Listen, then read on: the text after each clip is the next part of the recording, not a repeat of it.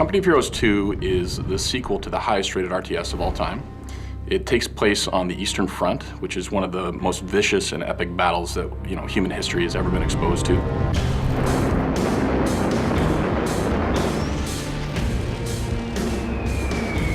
Nobody really knows about it. 13 of the 15 bloodiest battles of World War II were fought on the Eastern Front.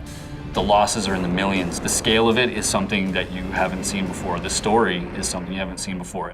In Company of Heroes 2, gamers can expect a lot of different things than they would have seen in the first version.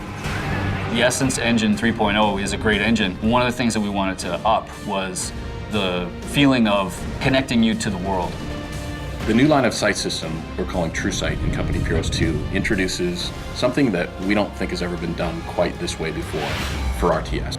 True Sight basically takes into account things that would block your line of sight and represents that in a dynamic fog of war system. So as you come around a corner, if there's a wall that you wouldn't be able to see over, you don't get to see what's behind that. And that opens up a ton of tactical and strategic options for flanking, for sneak attacks, for ambushes. So it really makes you think a whole lot differently about how you move about the world. You talk about little things that make a big difference, and vaulting is one of those little things that makes a huge difference. In Company of Heroes 1, you had no opportunity to go around small obstacles, and this is something that I think that everyone would expect that an infantry soldier would be able to do, is jump over something as high as their waist. And it really prevented players from executing strategies that they wanted to. A great example of how we use vaulting in Company of Heroes 2 is that we wanted to get a visual language of any passable wall being something that you could climb over. If you pair that up with cold tech, there's a lot of situations in the game where the long way around, you're probably not going to make it. If you vault, now you can get to a location where you can take cover, stop freezing, or get somewhere where you might be able to get heat and warm up again. The weather was an incredible force to deal with for both sides. It was something that would absolutely cripple an army if they were unprepared or if they got caught off guard. And it's something that we've really tried to capture in the gameplay experience of COH2. So cold tech really delivers to players the choices that come about as a result of harsh winters. You've got ice, you've got deep snow, and you've got vicious cold. And each of those bring a new tactical element for players. If you bring your vehicles onto the ice, if somebody bombs the ice around your tank's gonna sink.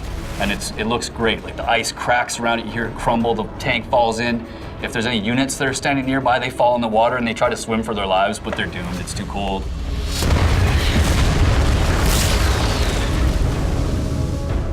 So I remember playing one of our multiplayer maps early in development, where I had originally played it in the spring. Now it's in the dead of winter. The rivers are now frozen over. My tanks and my troops can travel over them. The cover is all changed. It's a completely different experience. And that's what makes Company of Heroes so amazing. Using line of sight, using smoke, using vaulting, using the True Sight system, you're going to have more opportunities to ambush and surprise players and use information warfare in a way that you've never seen in an RTS before. We talk about every battle tells a story, and 6 years later, after the original Company of Heroes has been released, we still, as a team, when we play it, jump up out of our seats and run over to our opponents and talk about what just happened. It's never the same experience. Something always new and exciting is happening, and that really is what the Essence Engine brings to the table. It really allows us to provide that experience that you just never forget and always keep talking about.